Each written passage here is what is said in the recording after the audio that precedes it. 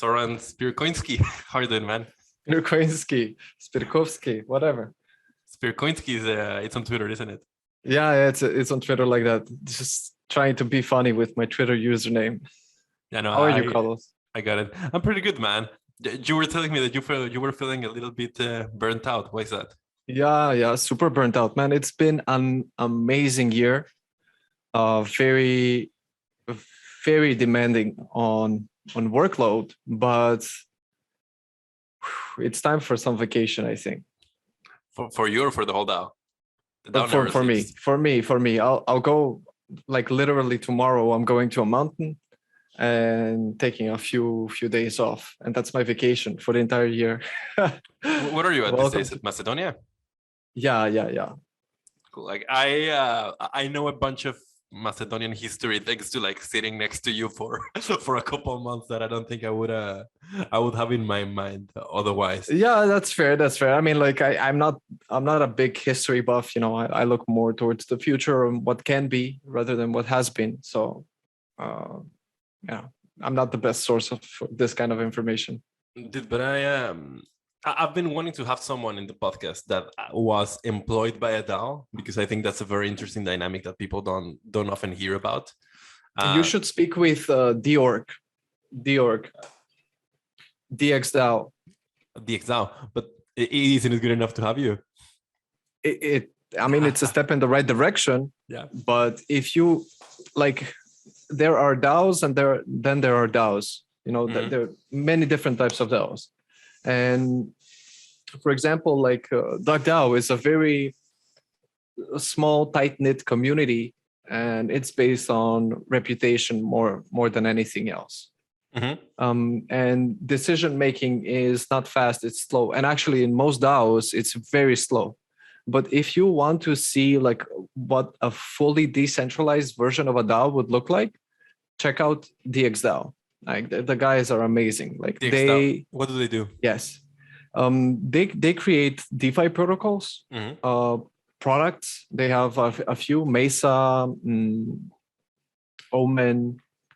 They have a prediction marketplace, swap protocols.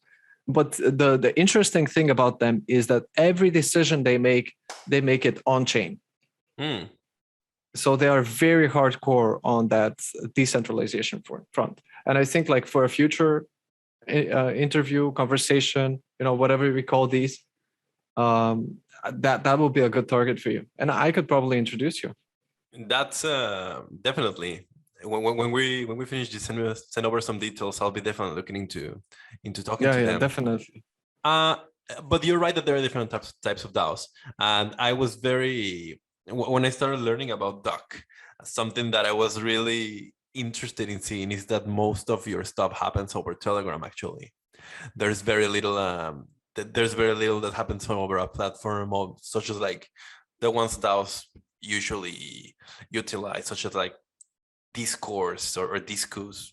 There's Duck is very centered on Telegram, but by now there must be a whole bunch of people that don't know what DuckDAO is. Yeah, of course. Would you like to do a quick rundown?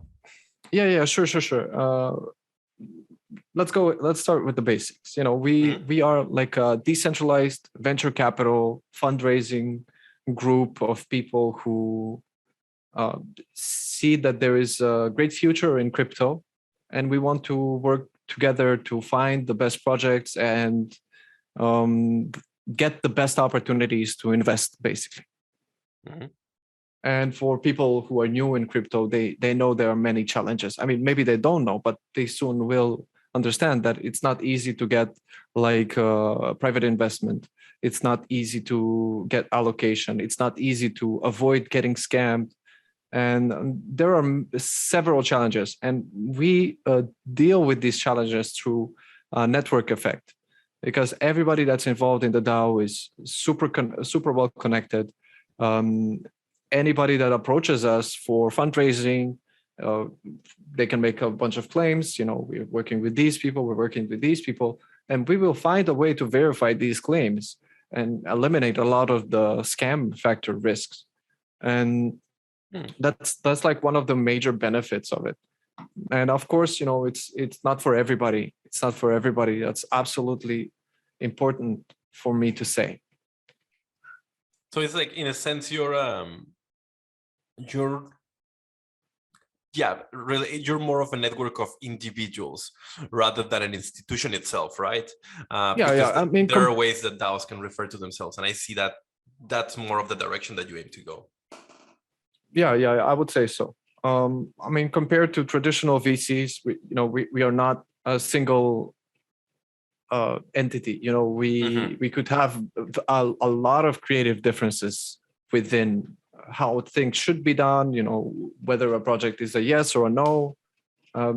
For stuff like this, there is opportunity for a lot of differences, but once we commit, we are very much committed, and we have a huge community that supports us, and that we support it as well. So it's a mutually beneficial relationship.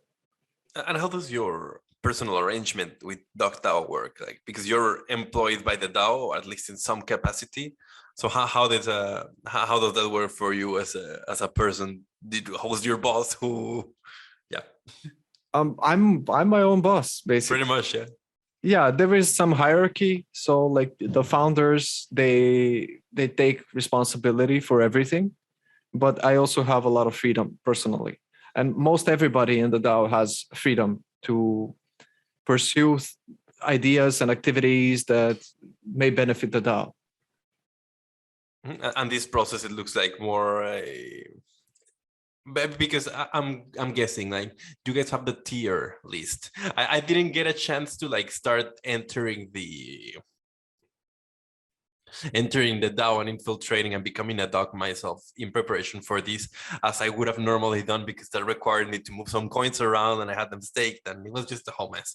It's fine. I mean, you're more than welcome to join in the future. Maybe I definitely after want this. To do it. Maybe after this. I definitely want to do it. And there's the process of there's a tier list, which I'm very interested on. So what happens as one moves through the tiers, apart from the fact that you need to get more tokens to get your share of skin in the game? Yeah. I mean, so the more you have like skin in the game, as you said, the more you risk with the ducks, the higher your allocations become, the higher your chances become. Because as you go up the tiers, it gets really expensive. Mm-hmm. And not a lot of people can find a value and can find or even have that amount of money just available for them to go in those higher tiers. But even in the lower tiers, even though your chances are lower and you might get lower allocation compared to the high tiers, it's still pretty high value. Like you can get, I mean, how do I say? You never know what is going to happen with any project. Like, mm-hmm. For example, personally, like my biggest failures in crypto have been that I thought that Ethereum and BNB will be gone in a few months when they came out. So I ignored them completely. And then they went off my radar. I mean, off the charts. So even though you might think as an individual, okay, this is garbage, it's never going to work out, it might even actually work out. So the strategy that I've personally been adopting is take part in everything, make small, consistent, comfortable bets, mm-hmm. but just keep increasing the amount of investments that you make. And especially in the lower tiers, I mean, of course, this is from a budget to budget perspective, it's not the same for everybody. Yeah. But in the lower tiers, people can really get a taste of what it's like to be an investor. Because that's where usually people have gotten their first ever private investment deals. And without DuckDAO, these are locked only for big VC companies with a lot of capital. So by DuckDAO enables people like you and me to bring their capital together and put it to work. And I would yeah. I think for the unexperienced investor, it's very interesting that we draw this comparison here, because that might be the question on some people's minds right now. Why would these projects offer a private allocation for a DAO And I know pretty much what you're going to say, but it would be great to hear your reasoning. Would these projects offer a private allocation for a DAO instead of just offering this allocation to the public? Well, I mean, they cannot offer it to the public because that's a very weak signal. That means that they need investment, and they haven't found anybody that needs it. So what they do is they approach VCs, and DuckDAO has become sort of like a staple brand name in crypto by now. So either they approach traditional VCs or they approach us, and so they are looking for an investment to fulfill whatever they set forth as a plan in their white paper. A decision is made somewhere along the sometimes it takes a few days, sometimes it's just a few minutes, but sometimes it takes up to 4 weeks to make a decision, and then you end up saying no, and that's very difficult for projects. But to answer your question more specifically, why they don't go to the public is because they're going to go to the public at a later stage. But if they want to go to the public for private investment, it's going to be it's a weak signal, a very weak signal. I think you were going to be the direction of how the DuckDAO member would be very different than the average retail investor. Well, the average retail investor doesn't have an opportunity to invest in private deals. Yeah, exactly. These deals are like some of the deals are up to 2 years of vesting, regular vesting. So it's a commitment. And there are people who end up joining Ducks, and they look at the vesting and they're not interested. It's not for them. They want an IDO where you either get 50 or 100% unlocked, and you can move very fast. But in DuckDAO, it's like things move both fast and slow at the same time. It's weird, but I think you're getting the point across. I'm getting the point across now. Yeah, and what I was thinking as well is like, of course, because there are barriers of entry, right? So one, you would say that the lowest entry barrier would be Binance or Coinbase, which is like the easiest way to access like a lot of type of deals, let's call them that, which is very much public things, or just invest into coins publicly. And once you go up these tiers of investment and joining the DAO, because it takes buying a somewhat obscure coin, it takes someone joining a community that's very specialized, and that might not be it might not have a user experience that's that friendly. And in this case, it works for the better. We're going forward.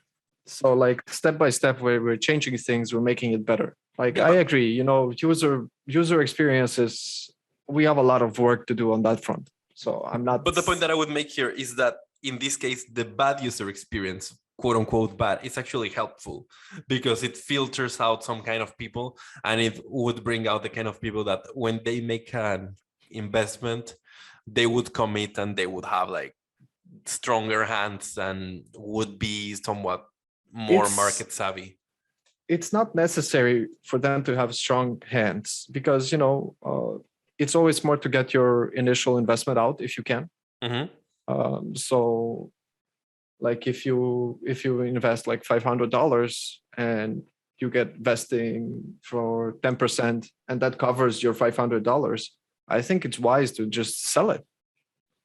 I mean, maybe consider holding, but then you accept the risk of this token going down in value and you losing the opportunity to get your money back in a way. And there is some sort of obsession in crypto that you always have to be winning. Everything you do has to be a winner, and people get really frustrated when they don't win, when they lose. They cannot accept that. And it's strange to me because you will lose much more than you will win, but hopefully the winners will make up for all of the losses. And it's like this for everything in life. That's what I was going to say. I think there is this thing that you're talking about is present in all of the culture, not necessarily just in crypto. Maybe I'm sort of like in this echo chamber because I don't really talk to people who are not in cryptos as much. Right. Yeah. I don't even find them interesting. I'm sorry, guys. You're missing out on the whole Zoran experience. No, but for real, it's like if can we go on a bit of a more personal note? Yeah, go ahead. Yeah, so like when I see people who are, how do I say, who are not hungry for more, who are very pessimistic about their opportunities in life, Mm-hmm. I find that so annoying. It's literally is the biggest conversation killer for me. Mm-hmm. I want to see ambition in people, and when I see it, it gives me drive. Let's explore this relationship. But when you see people who are just comfortable enough to do the same things that they've been doing all the time and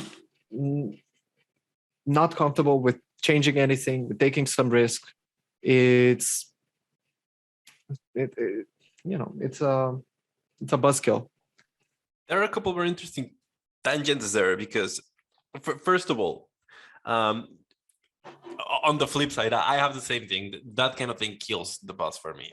I've been in contexts where you would say that I'm winning, but I just cannot push myself to go forward in a relationship with someone because, but both as in a friendship or a date or whatever, because you just don't see, you just get demotivated by the person not having a drive of their own. But at the same time, you would say that that's almost like a cultural obsession with always wanting more, more, more, more. But something that That's I think about true. is staying more on the crypto line. We're in this industry that's pretty new and that has like a huge upside. So we're accustomed to big wins, so where big wins are more rare in the real world, isn't it? Well, depends, like the amount of risk you take in the Mm-hmm. real world Mid space.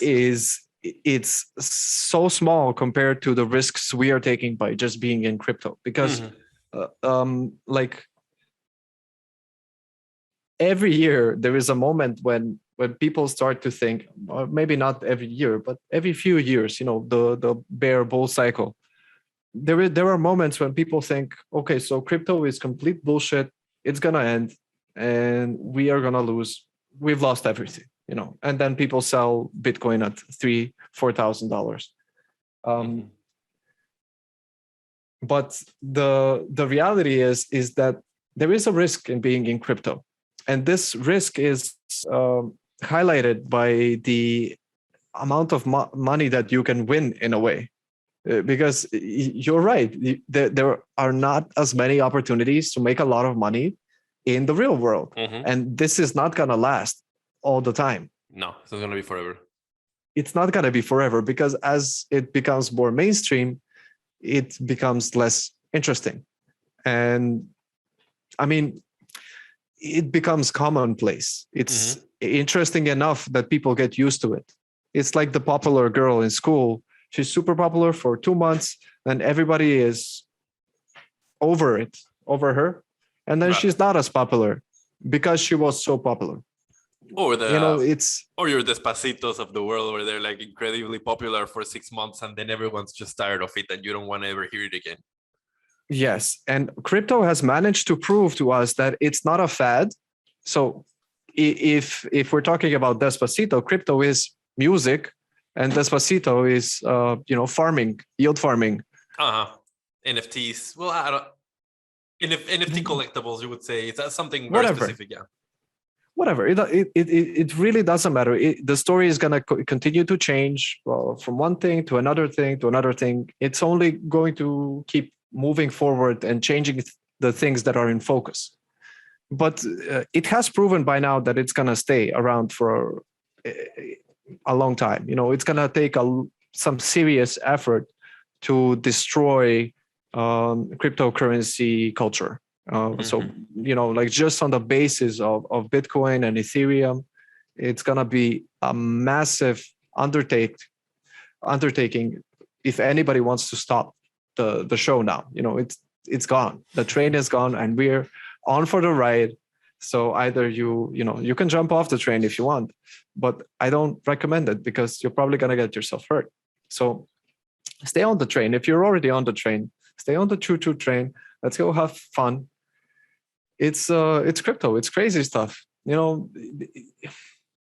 It's how did we get here? How did we get here with this conversation? And you wanted to say something.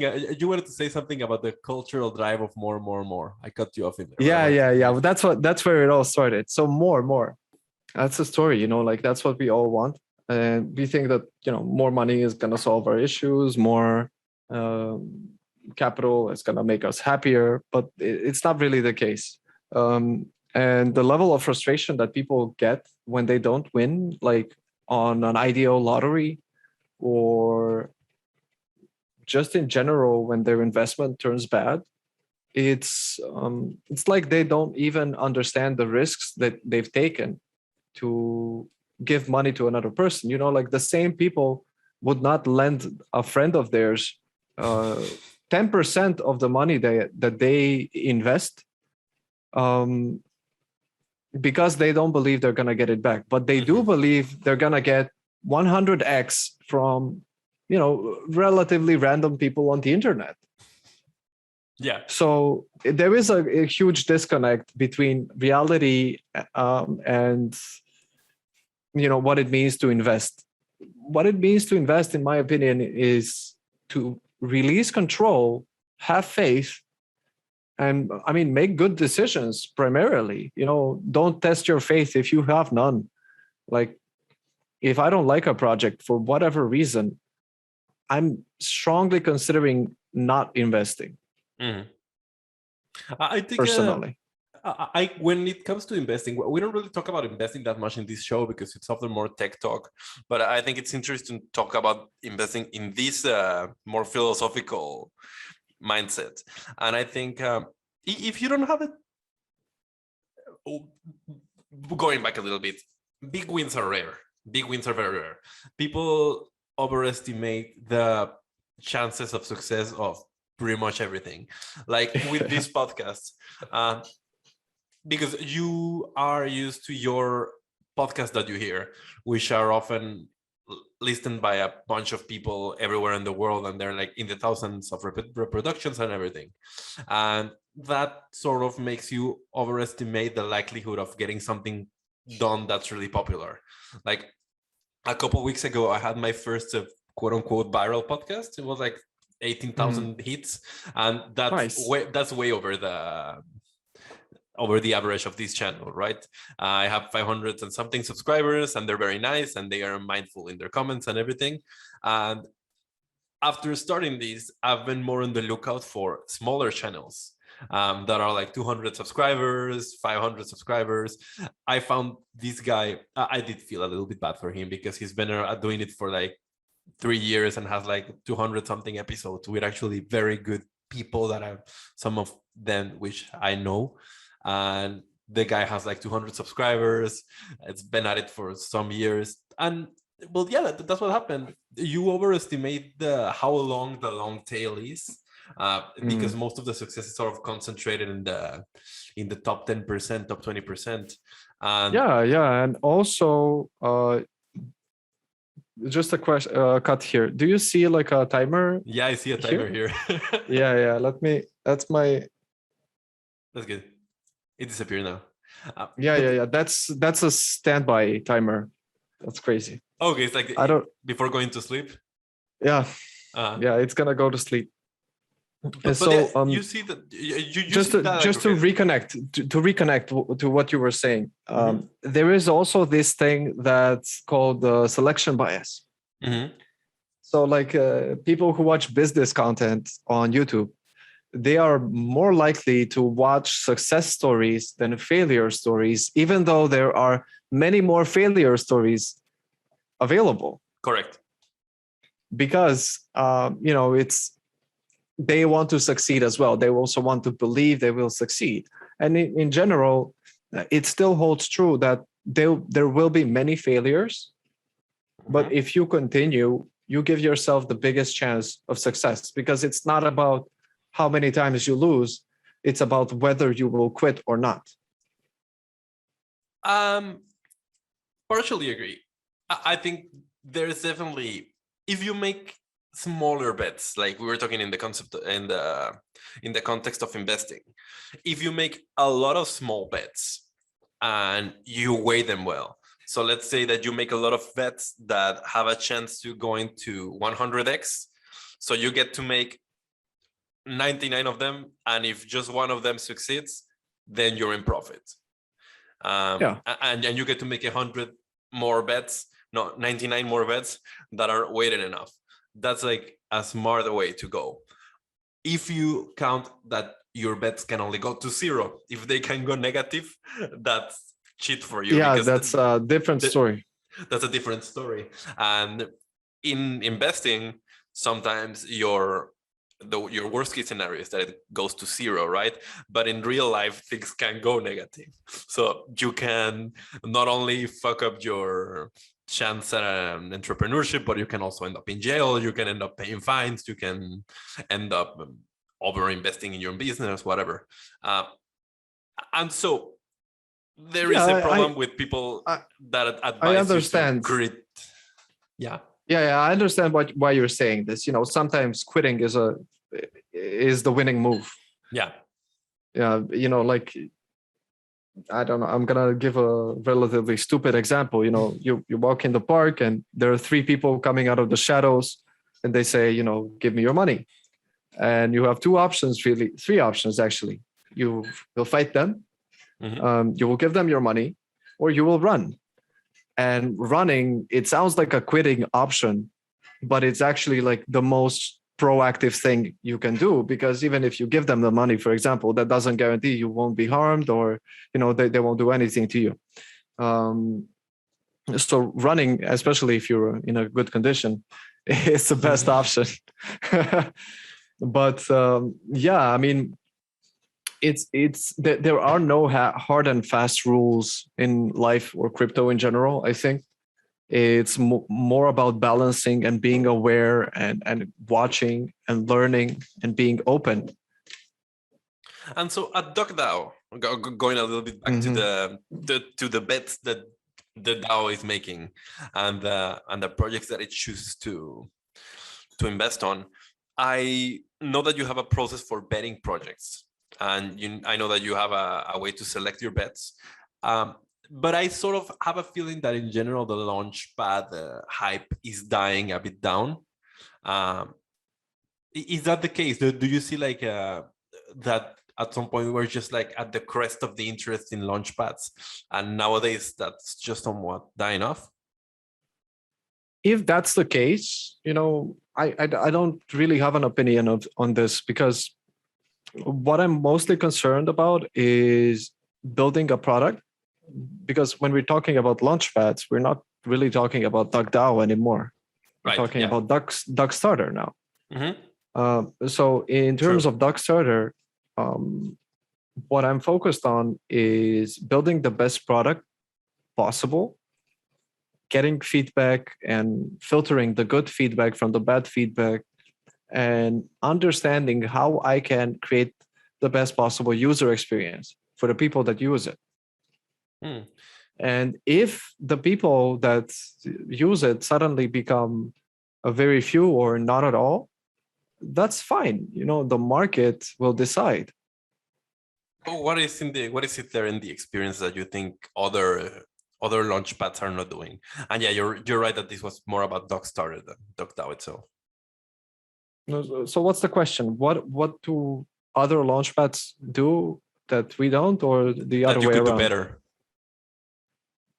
That's a good question. Like it's as I said, echo chambers are real. So for example, like I don't really have the time to continually be watching what other Launchpads are doing, and it's not really in my interest to do that. But we are listening to users, and when they point out something that makes sense, we take it seriously. So in general, I'm not so much focused on what other Launchpads are doing. I'm more focused on what do users want, how do they feel, and do they understand what they need to be doing? Are new users finding it easy to get into the groove? Because I know that old users have gotten very used to the interface. They know what they need to do. They know how to do it. But for new users, they often have difficulties. And that's one of the main challenges that I'm trying to solve right now with Duckstarter, simply through design. Because, smart contracts set in stone, some of them. And there is very little that we can do to change them at this point because of just the amount of value that is locked in these smart contracts. It would require a lot of people to spend a lot of capital just to move them to a new contract, which is unsustainable. And when you talk about I get a feeling, you always get two feelings about a project, at least when you're in my position, which is like somewhat unique, that I get to talk to the people actually behind the things. You get the marketing thing, you get the flashy logos, you get the websites, everything that's nice and polished and that has been pretty thought of, but you get a real feeling of how the people inside perceive the project itself and their community, and that's where you know if something's valuable. And the things that you're saying, the things about caring about the opinions of users, trying to go into a direction that they're pointing out as long as it makes sense, I find that that's still quite rare in crypto. Quite often, used more often than not, see people that just want to, quote unquote, like achieve their vision. And I think that's where a lot of things fail. Well, I mean, we have a bit of both worlds. Sometimes we do things that don't make sense to users, but they are very important for the business goals of the DAO. And this is like trying to achieve a fine balance on how do you achieve the goals while making everything beneficial to users at the same time. And it's not always beneficial to users. We have fees that we charge. For example, for every time a user participates, they pay some fees, and this is not beneficial to the user. It's actually an impediment, but it's the price they pay to have the platform, to have us continue working to bring projects. And I'm curious about the term that you use, business goals, because that's a term that you don't often equate with decentralization, right? Business. Yeah, I mean, I'm DuckDAO is a DAO, but there is portion of it which is centralized. It's that's why in the beginning of the call, I said if you're really interested in DAOs and their most extreme versions of decentralization, look at DXDAO, and the guys are great, and everything they do is public. But for DuckDAO, the majority of what we do is super private. Including? Exactly. I mean, including what? Exactly. Cool. And you're right that you have some decisions there that wouldn't make sense, at least on first sight, for the newcomer or for the person that's not accustomed to it. So I learned about DuckDAO when you started working there. I started checking them out, but of course, at some point, like things get too much and they go to the back of your mind, and then you come back a year or two later and they're very different to what they were. So now you have the NFT collections, you have the staking thing, and you have a bunch of options. Do you feel like at some point those options get a bit much for the absolutely user? They absolutely get a lot. They also get a bit much for us at times as well, because you have this machine that has a lot of moving parts, and fortunately we've avoided breaking anything, but it's definitely a complex organism by this point. I would say DuckDAO is quite complex, but it's also about focus. we are going back to the foundation because it's not like a very old organization. So DuckDAO was created last year in August. And we just celebrated our birthday in September, a bit late, but we were busy. And that was the first birthday. So it's barely a baby, this organization. And yet it has grown to substantial levels. And it's not going to stop anytime soon. Because there is so much work to be done. And we really, personally, I've never felt so compelled to continue working for someone. And I'm not talking about the people in the DAO. I'm talking about the community, because that's in the end for who it is for. It's like I don't get anything from doing the work personally. Everything that's the benefit of my work is for the community. If a project comes in and people invest in it, that's for the community. Maybe I invest as well, but that's beyond the matter. It's we're talking like at times up to 12 14 hours a day spent dealing with challenges, issues, problems, and for what? For the community. Nothing else. Like if it wasn't the same community, I would not have felt as compelled to continue. After a certain point, I would have said, I'm having enough, and that's it. I'm out. But now, 9 months after working nonstop, I say I'm having enough, and I'm taking a 4-day vacation. It's because I want to come back. I enjoy it. It's a thrill to continue working with these people because, there are people who are difficult to deal with, difficult to satisfy, extremely high expectations, on borderline unrealistic. But then on the opposite hand, there are people who are really supportive, who are super creative, who are continuously trying to help us achieve goals and to create value, because they understand that we are in this together. And if it was one person that was supposed to succeed, they wouldn't have succeeded in this way. This doesn't work without everybody else. Have you had a chance to contrast the ducks with the members of other DAOs? Yeah, as I said, DuckDAO is not a large organization. It's a very lean team, actually. And other DAOs are way more public in general, with their voting, with their decision making. They often go for on-chain things. We don't. We keep more private, and there is actually not a lot of things that are happening on-chain.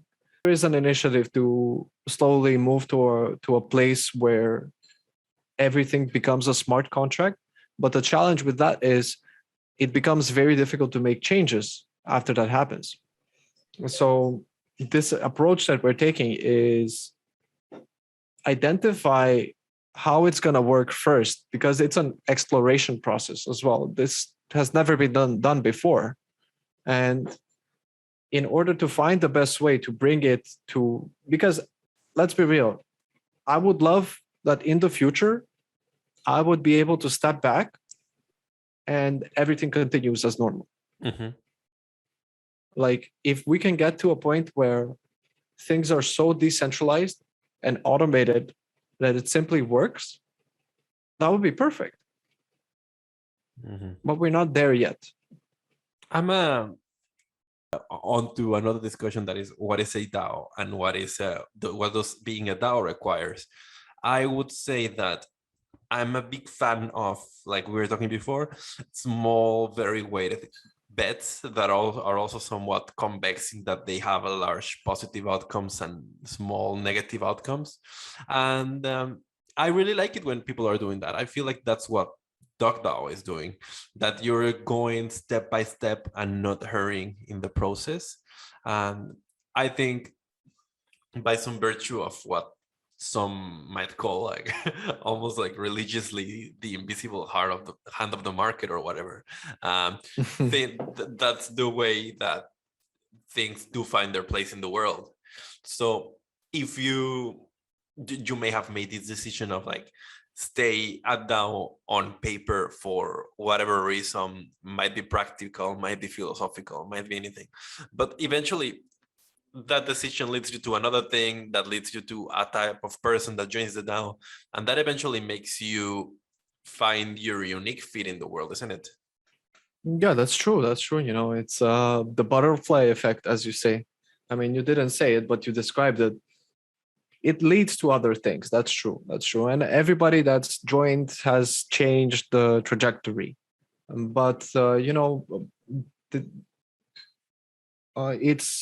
it's sort of like almost set in stone, because at this point, at least, because I think we have community that is so loyal that they've stuck with us through everything, because we're not like this perfect DAO that's making all the perfect bets, everything amazing. That's not real. But even through all the challenges and all of the problems that we faced, they've stuck with us. They trusted us to fix whatever issues there were, and they were right, because we're here. We're continuously working. We're improving. We find ways to become better and better and better. But let me bring it back to DuckStarter. So the reality is that there is so much demand for allocation for public IDOs. Depending on like the cycle, right, I would say it's a ratio of 4 investors to 1 seat at the table. That's huge. Yeah, imagine a restaurant where there are 50 seats and 200 people want to eat. Yeah. No, not in line. Not in line. It's a first come, first serve principle. It is first come, first serve, because there are different models for this. There are lotteries. Yeah, no. Weighted, we use a different. We use batch lottery most recent times. Basically, users participate in whitelisting, and they get a batch which is like randomly generated. So algorithm we developed just sorts them top to bottom, and then it selects, and we have this like point system which gives every time you participate and you are in batch 3, which is like the worst batch because you're the last one to go to the restaurant. Every time we get to you get a batch 3, you get points. And every time you get a batch 2, you have like a 50% chance usually to participate in a first come first serve scenario. And so you lose a point there if you are there. And in batch 1, you are pretty much guaranteed to have a seat. So you lose all the points. And it continues to change. A lot of people like the system, but now people say, oh, it should be based on participation. But I'm thinking, no, it shouldn't be based on participation. So I hear the feedback, but I don't necessarily agree with it. Because I think if you whitelist and you say, I'm very interested in this, you need to show up. And if you don't, then it's on you. You lost your points. I'm sorry. That is true. And then there's a whole other social dynamic that comes with the... Well, first of all, staying in DuckStarter, like you say, that brings, if you're at like the top of the market cycle, so let's call it like the DeFi summer, and that's pretty much the time to launch an IDO, right? That's where everyone wants to launch because there's money being made, people want to invest in things. So that's also the time where projects would try to launch. And that's a time where projects would try and raise money. So that creates sort of this effect that there's a lot happening, there's a lot of things to invest on, and not everyone's getting in all the good ones. And then there is a frustration when that hype down a little bit, that people are trying to get in the few that remain, and when they're not as good, then they get frustrated, and then they call for more projects registering, which sort of like puts pressure on you to lower the bar. So I do get that these communities can get hard to manage in that regard. Yeah, that can happen. Definitely, there is like at times insane pressure to perform at a supreme level, and people hold you personally accountable Yeah. if they don't win a lottery. Like it's like, I'm sorry, but you lost. It's not my fault. You're just not lucky. How do I win? Be more lucky, man. I mean, Be more lucky, man. it's it's a lottery, and even in first come first serve, like we know that people have unfair advantages. People who know bots, people who know how to automate writing on contracts and stuff like this.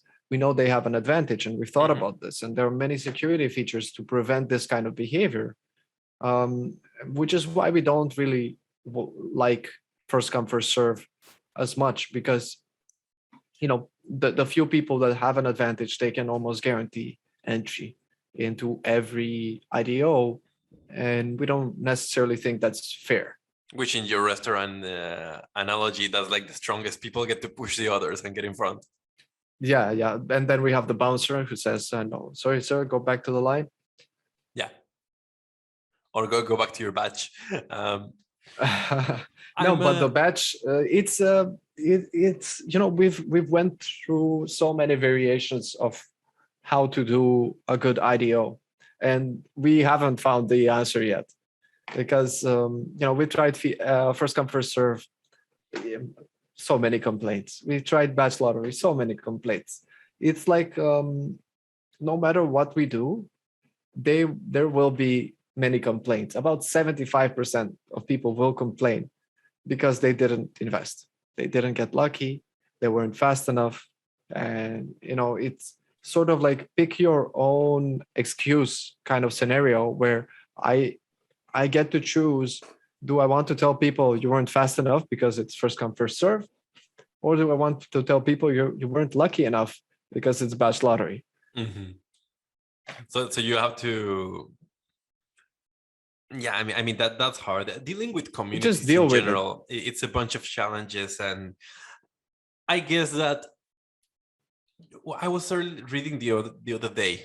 I just talked about it in another podcast, but anyways, I was reading the other day one of Vitalik's early blogs, and he's talking about like the difficulty of managing crypto communities, because of course there's always like the financial component involved in things. And he drives this point that I mean, it's one of the hard truths that people in crypto don't want to accept, right? No one wants to say, I'm here 80%, 60%, some whatever percentage is for people, but no one wants to accept that in some sense, we're all here somewhat for the money. In that, if there wasn't a financial component, none of us would have ended up here, or most of us. Maybe like the hardcore developer types, the hardcore cypherpunk types wouldn't have it, and would have. Even they, because listen, it's money is not just stuff you use to buy stuff with. It's also a form of communication, and where it started was with the cypherpunks, who were like, the government really doesn't deserve a spot to decide what money is, how much money there is. They haven't, I mean, primarily in the US, where once they got off temporarily of the gold standard, they stayed forever off the gold standard. And there is this pent-up frustration in these sort of like anarchists, individuals who are super highly technical, who explored whether technology can provide normal people with more freedoms. And they did it. And that was Bitcoin. And then we have 10 years after, all these different tokens that serve to represent ideas, more or less. Because that's something very, very interesting. Cardano, for example. Cardano wouldn't have gotten to the place that it is if it wasn't for the ideas and the vision and yeah, just a general mindset. Because if you take a good hard look at what it is, or what it was like anyways a couple months ago before smart contracts, it's just a transactions coin. So did we need another transactions coin? Well, hell no. Did we need a 1/3 of the, not 1/3, but like whatever percentage they have of the market capitalization in total of crypto? Do we need that locked in another transaction coin? Of course, also not. So there's the vision it's funny. playing there and the ideology. Yeah, it's definitely. But it's funny how history repeats itself. When electricity became a thing that people wanted, electric companies were booming. They were everywhere. And everything that is now owned and operated by depends on the structure of the country, but most countries it's not private. I mean, I don't know. Yeah, Doesn't it's matter. concessionized, or they have a it's a very public good. close to the government, and it's very closely operated with private entity. Which is the way the internet is sort of moving. Same as well, and probably where blockchains and especially decentralized applications are moving to as well. And it will even has the potential to divide the world, because China is now pioneering their permissioned blockchain to bring their currency to a blockchain level, while keeping all of the control that the Chinese Communist Party wants. I wanted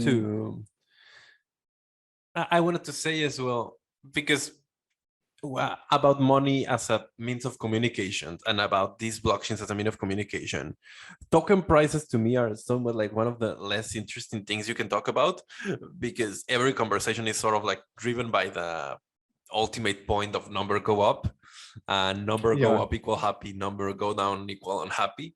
But exactly, but there is a dynamic, and this can have ripple effects in people that work in projects such as yourself. Whereas if you're handling a community and your product is for a community, and in some sense your product is the community itself, because only by the virtue of the community being good and strong can a DAO do things, right? Yeah, definitely. So if the price of the token goes down, even if people say that they don't care about the money, it does create like the social unrest. I think we're beyond this in DuckDAO, at least. Yeah, do you think so? Yeah, because we've lost. We boomed and busted. So like DDIM was up to $100, Duck was up to $2, and now they're all down. Yeah. So we got a lot of users, we lost a lot of users, and that's fine. Yeah, your camera wants to go to sleep. Yeah, she wants to sleep. And that's sort of like a social purge, right? Like, whereas a lot of people would have gotten there because they heard the news of the token booming, and now they're gone. And we're not really interested in the people who are just looking for, I mean, we want to capture the trends, don't get me wrong, but at the core of who we want to serve is long-term investors, people who can stand behind a mission, who we can build a bigger relationship with, that people who can help us become a better organization. So let's say if the tokens take a hit, you don't think that affects the overall air of the community anymore? It does. They talk about prices. Most of the time, it's part of culture. Like you see, I don't know, Bitcoin spiking to 65K, and you call your friend and you say, "Hey, did you see what happened to Bitcoin?" It's normal because you want to share it.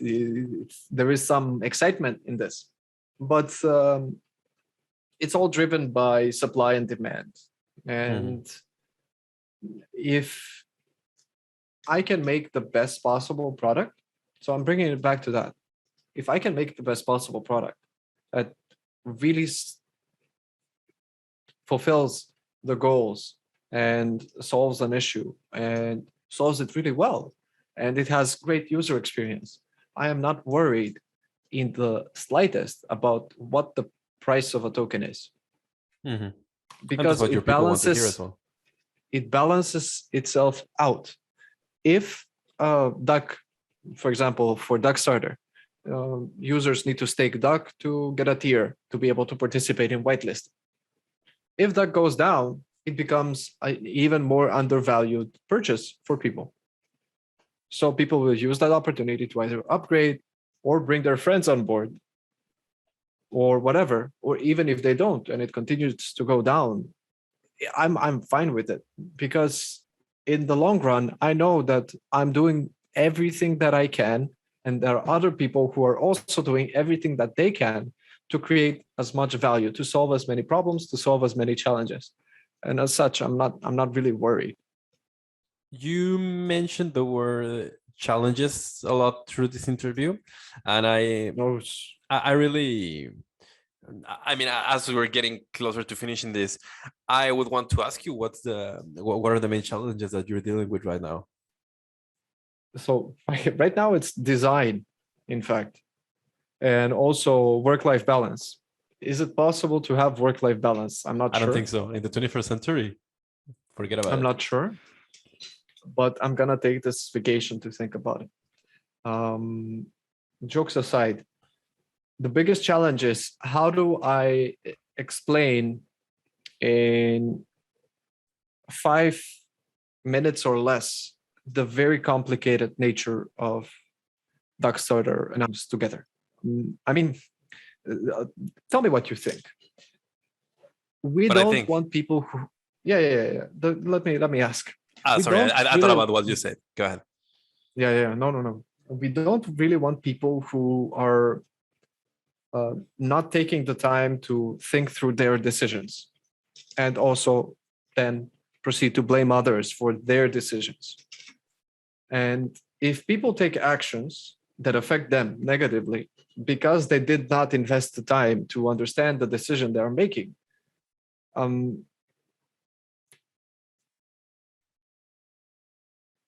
what do you think about that kind of situation? I really don't know even what the question should be, because I mean,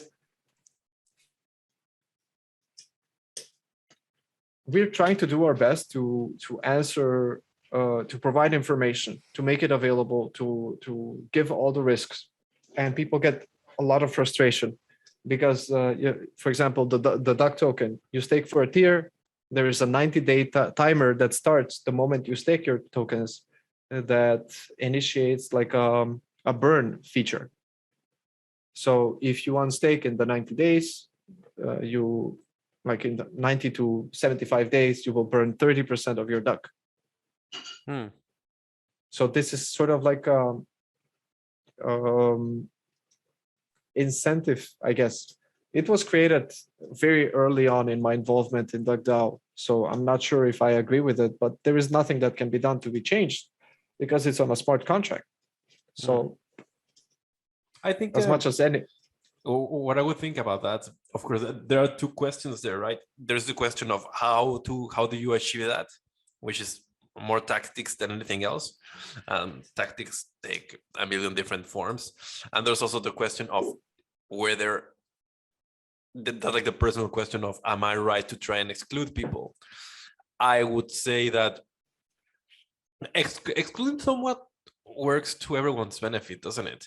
Because if you're, of course, it it gets a bad rap that you use the word exclusion and that you want to exclude, because nowadays everything should be about inclusivity, whatever. But I don't want to exclude them. I think I want to qualify them. I want to qualify them. But qualifying is a way of excluding, because if you don't pass the qualification, you're excluded. No. I mean, that's the thing. You want to educate. That's what you mean?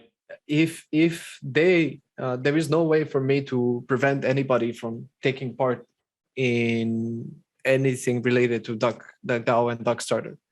So we do have some, for example, like restrictions on countries that can participate in IDOs. And this is a mixture of what we want to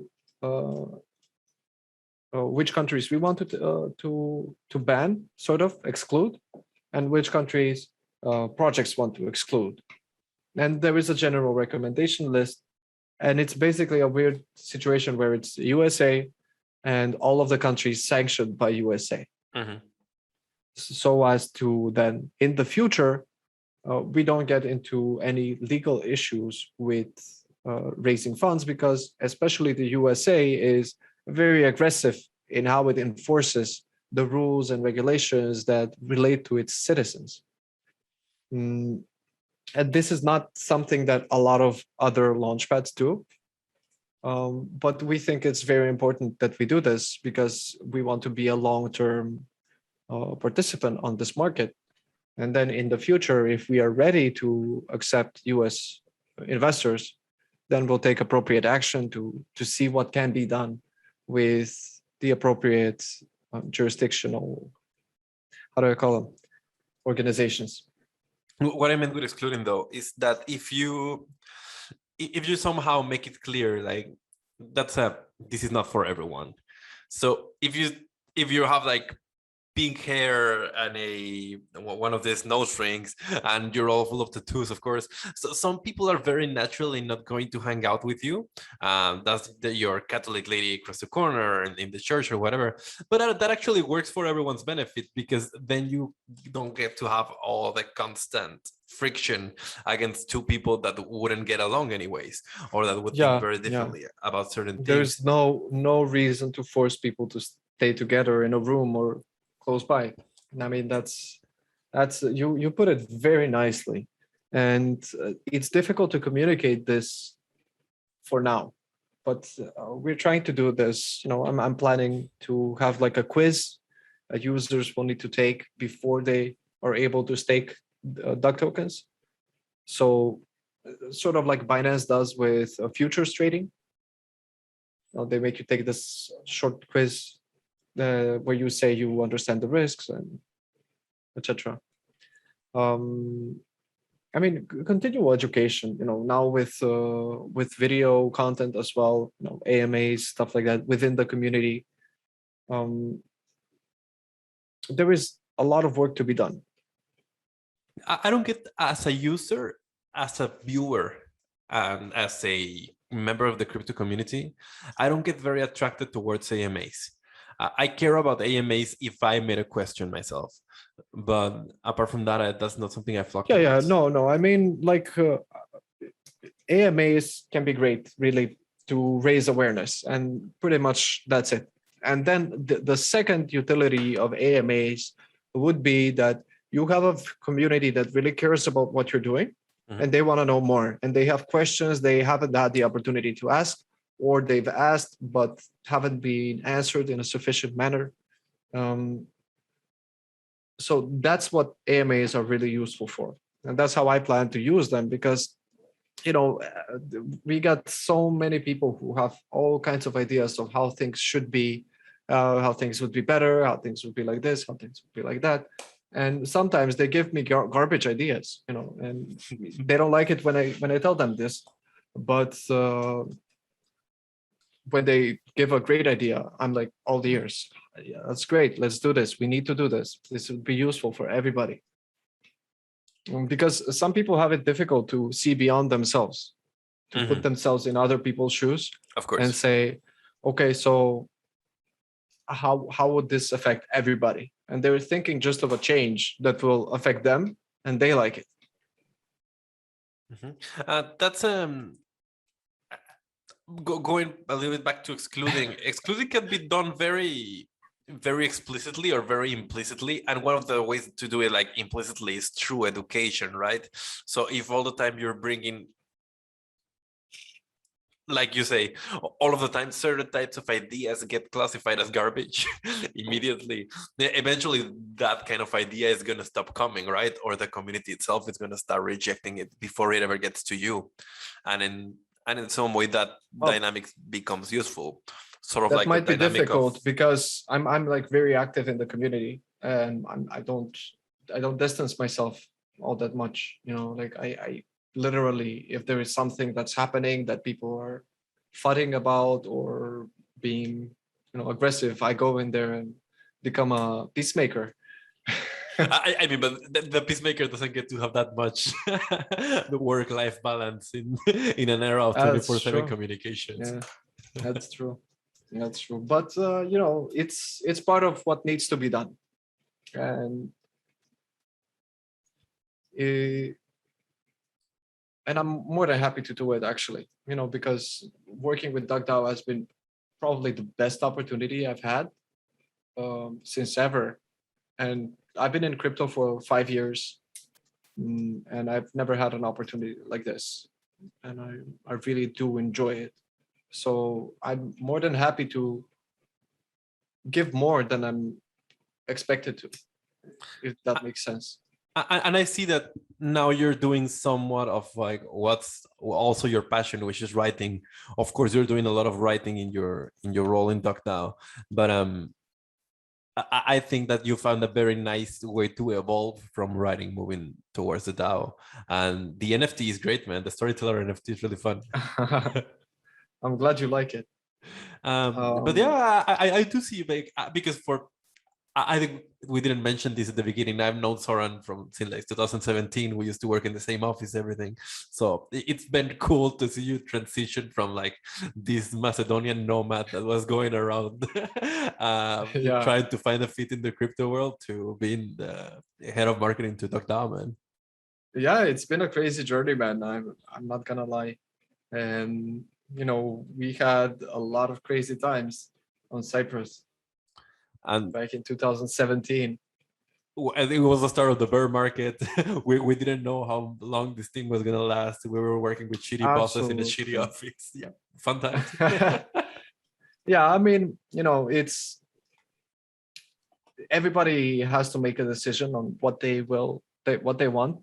And we can even bring it back to the beginning of the call when we talked about people being a buzzkill when they're not ambitious enough.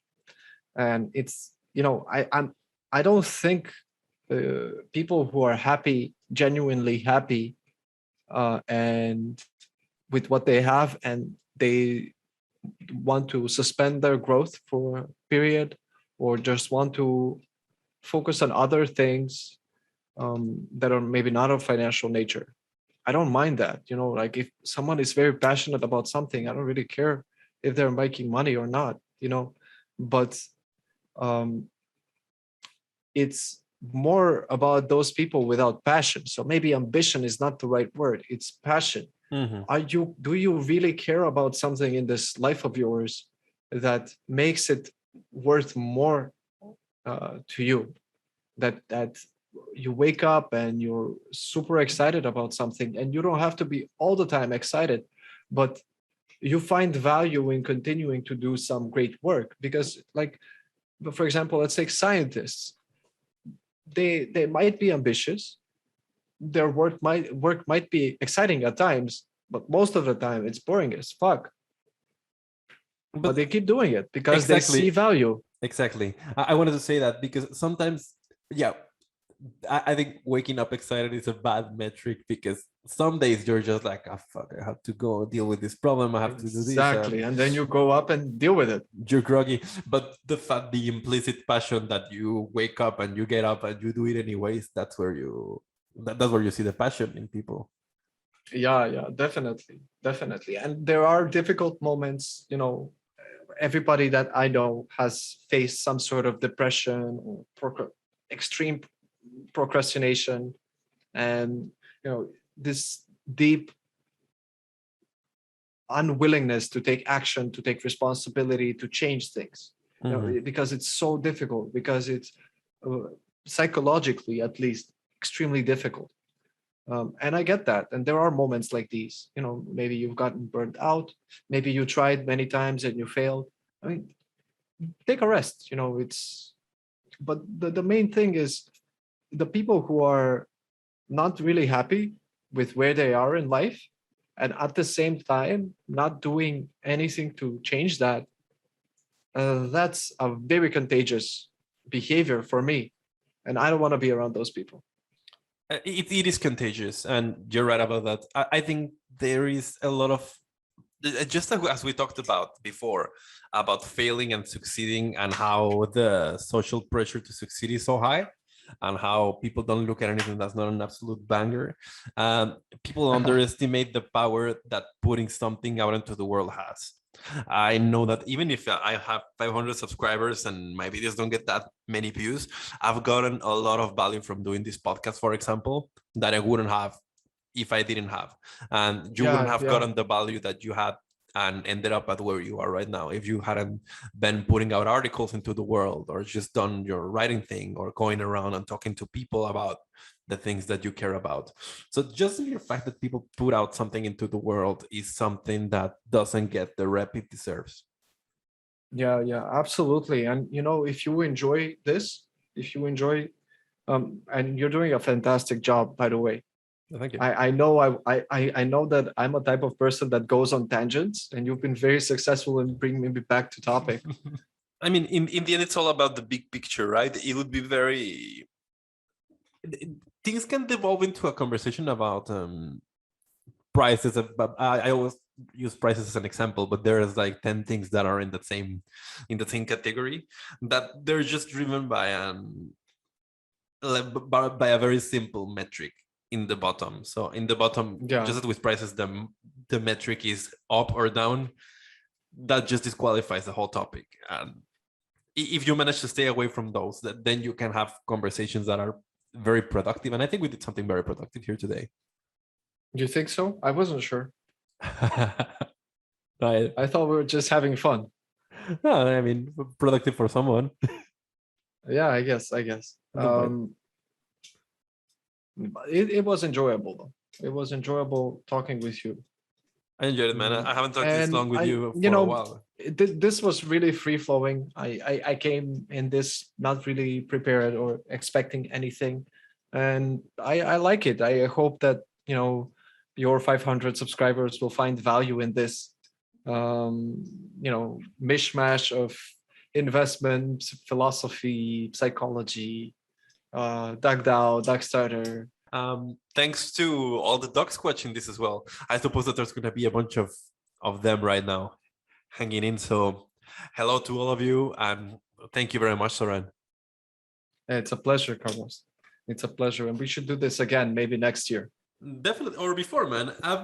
Now I'm looking into bringing people together to have conversations. So I want to start bringing in people in the podcast that are like on uncanny combinations. I want to bring people that are like very capitalistic against people that are total hippies. I want to, just have funny mixes on the podcast. So you're definitely going to be thrown in one of those. Yeah, it could be. It could be fun. It could be fun. Just give me a topic that's charged, and I'll be aggressively pursuing my position. I'll get you hippies. I'll get you with a politician or a regulator or something. Yeah, that would be weird. That'd be fun, man. Like, I've had a couple regulators here in the podcast. They're people. No. Yeah. I'm sure.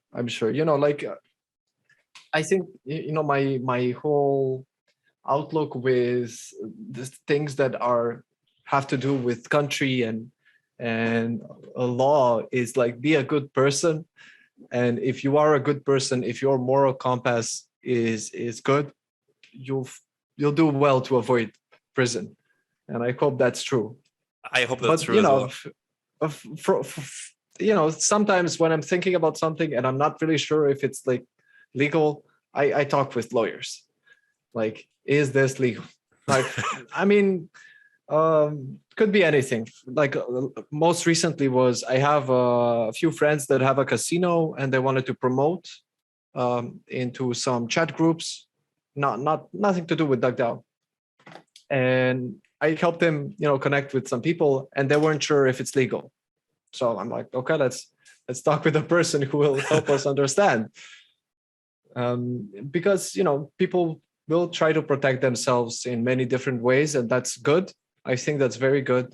And responsible behavior should be rewarded, at least with increased chances of avoiding mistakes, which naturally happens. Yeah, you're right. That's a whole other conversation. My earphones are dying up, so I'm gonna cut it short here. We're gonna have you against a regulator next time you Hey, come here. it's a pleasure, Carlos. It's a pleasure. It's Let's talk soon. Always, man. Thank you very much for doing this, and thanks everyone for listening.